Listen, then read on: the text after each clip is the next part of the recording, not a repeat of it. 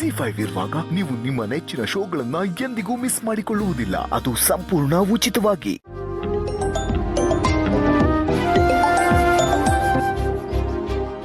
ಹೇಳಿ ಚಿನ್ನಪ್ಪ. ಸಿರಣ, ಇಷ್ಟೊತ್ತಾದ್ರೂ ಬರ್ಲಿಲ್ವಲ್ಲ? ಏನ್ ಬರ್ತೀಯೋ ಇಲ್ವೋ? ಬರ್ತಾ ಇದೀನಪ್ಪ. ಅಲ್ಲ, ನೀನ್ ಎಲ್ಲಿದೆ ಹೇಳಪ್ಪ, ಅಲ್ಲಿಗೆ ಆಟ ತಂದ್ಬಿಡ್ತೀನಿ. ಅಲ್ಲೇ ತಿರುಗಿ ನೋಡು.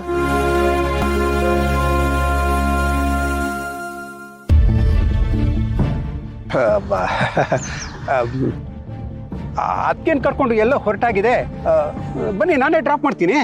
ಚೆನ್ನಪ್ಪ, ಇನ್ಮೇಲೆ ಈ ನಾಟಕ ಎಲ್ಲ ಬೇಕಾಗಿಲ್ಲ. ಲಕ್ಷ್ಮಿಗೆ ಎಲ್ಲ ವಿಷಯ ಹೇಳ್ಬಿಟ್ಟಿದ್ದೀನಿ.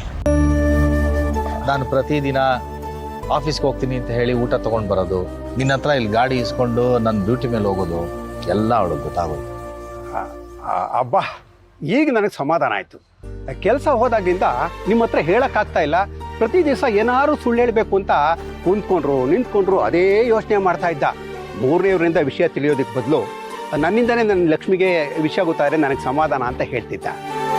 ಆ ವಿಷಯ ಹೇಳ್ತಾ ಇದ್ದಾಗಲೆಲ್ಲ ನನಗೆ ಅರ್ಥ ಆಗ್ತಾ ಇತ್ತು ನಮ್ಮ ಸೀನಣ್ಣ ನಿಮ್ಮ ಮೇಲೆ ಎಷ್ಟು ಪ್ರೀತಿ ಇಟ್ಕೊಂಡಿದ್ದಾರೆ ಅಂತ. ಸದ್ಯ ಇವಾಗೆಲ್ಲ ಹೇಳಿದ್ನಲ್ಲ, ನಿಮ್ಮಿಬ್ಬರು ಖುಷಿ ಆಯಿತೋ ಇಲ್ವೋ ಗೊತ್ತಿಲ್ಲ, ನನಗಂತೂ ಫುಲ್ ಖುಷಿ. ನಾನು ಹೇಳಿಲ್ಲ ಚೆನ್ನಪ್ಪ, ಲಕ್ಷ್ಮಿನೇ ನಾನು ಆಟೋ ಓಡಿಸೋದು ನೋಡ್ಬಿಟ್ಲು, ನೋಡಿ ಕೇಳಿದ್ನು. ನಾನು ನಿಜ ಹೇಳ್ಬೇಕಾಯ್ತು. ಯಾರಿಂದನೂ ವಿಷಯ ಅದಕ್ಕೆ ಗೊತ್ತಾಗ್ಲಿಲ್ವಲ್ಲ, ಅದಕ್ಕೆ ನಾನು ಖುಷಿ ಪಡಬೇಕು. ನೋಡು, ಇದೇ ಖುಷಿಲಿ ನೈಟ್ ಡ್ಯೂಟಿ ಡೇ ಡ್ಯೂಟಿ ಎರಡು ಜಮಾಯಿಸು.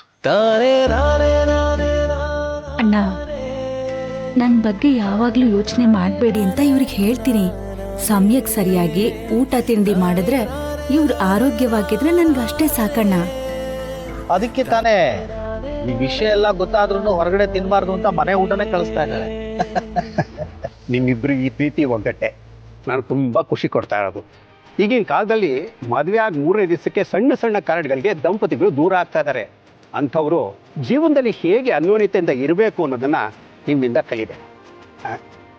ನೋಡೋಣ, ತಗೋಕಿ. ಇನ್ನ ನಾನು ಬರಲಾ? ಬರ್ತೀನದಕ್ಕೆ. ಆಯ್ತಣ್ಣ. ಲಕ್ಷ್ಮಿ, ನೀನು ಹೆಂಗಿದ್ರು ಬಂದಿದ್ಯಾ, ಒಂದ್ಸಲ ಎದುರುಗಡೆ ಬಂದ್ಬಿಡು. ಆಯ್ತು.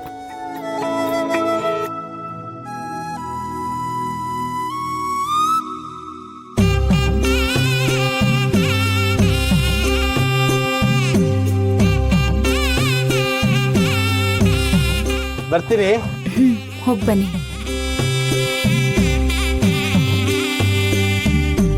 ಜೀವನ ಪೂರ್ತಿ ಕೆಲ್ಸ ಅಂತ ದುಡ್ದಿದ್ದೇ ಆಯ್ತು. ರಿಟೈರ್ಮೆಂಟ್ ಆದ್ಮೇಲಾದ್ರೂ ಮನೇಲಿ ಇದ್ಕೊಂಡು ವಿಶ್ರಾಂತಿ ತಗೋತಾರೆ ಅನ್ಕೊಂಡ್ರೆ ಈಗ್ಲೂ ದುಡಿಯೋ ಹಾಗಾಗೋಯ್ತು. ZEE5 ಆಪ್ ಡೌನ್ಲೋಡ್ ಮಾಡಿ ಎಲ್ಲಾ ಸಂಚಿಕೆಗಳನ್ನು ಸಂಪೂರ್ಣ ಉಚಿತವಾಗಿ ನೋಡಿ.